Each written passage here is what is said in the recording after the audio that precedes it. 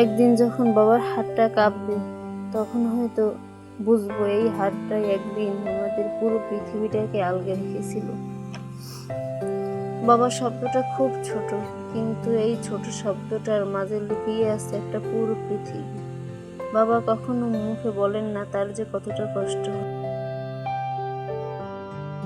আমাদের মুখের হাসিটা দেখার জন্য তাদের কত ইচ্ছা, কত স্বপ্ন, কত কষ্ট যে চুপচাপ সহ্য করে, তার হিসেব আমরা কখনোই রাখি না।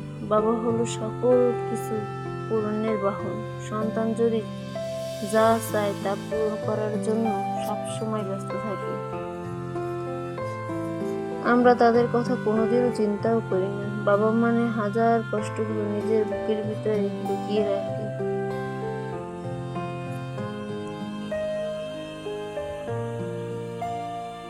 আমাদের কোনোদিনও অভাব কাকে বলে তা বুঝতেই দেয়নি। নিজের বাহিরে কোনোদিনও নাচতেও পারেননি, কারণ কিছু খরচ করলে তার জন্য একটা টান থেকেই যায়।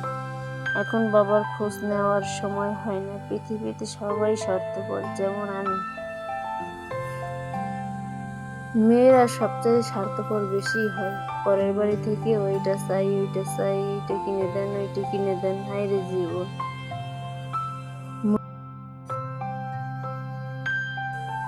মন রে, একবারও বুঝলি না বাবাটার কত কষ্ট হয়?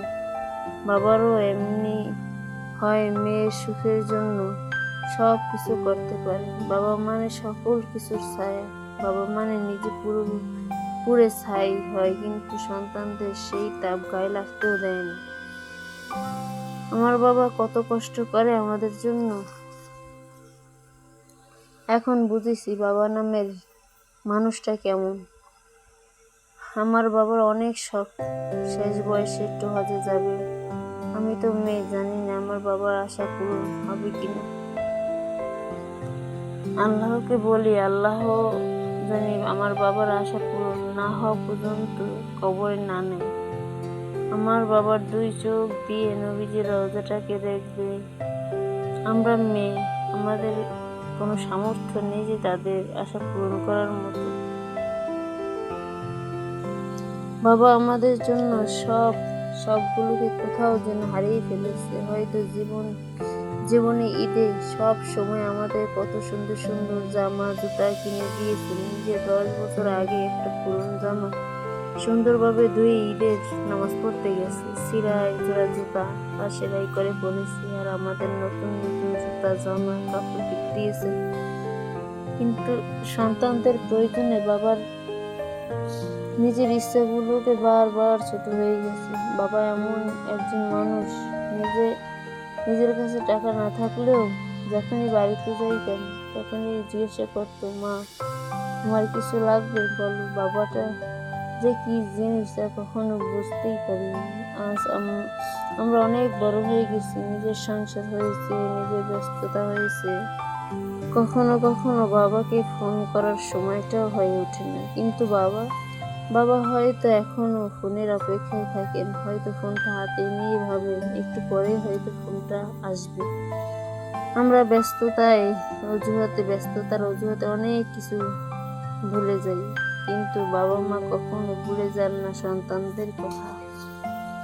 একদিন হয়তো আমার বাবার সেই কাপা হাতটা শক্ত করে ধরে বুঝবো এই হাতটা একদিন আমার কাছে অনেক বড় কিছু ছিল। হয়তো বাবার চুলের দিকে তাকিয়ে দেখবো এক সময় চুল কালো ছিল, এখন সেটা সাদা হয়ে গেছে। আজ হয়তো অনেক দিন চলে গেছে, কিন্তু সময়টা কিভাবে এত দ্রুত চলে গেল কিভাবে? বাবা মানে শুধু পরিবারের একজন মানুষ নন। বাবা মানে মাথার উপর একটা ছায়া কর্তা। বাবা মানে এমন একজন মানুষ যিনি নিজের জীবনকে ধীরে ধীরে শেষ করে দিয়েছেন সন্তানের জীবন সুন্দর করার জন্য। শুধু এইটুকুই মনে রাখবেন, বাবা মা পৃথিবীতে থাকতে তাদের ভালোবাসুন।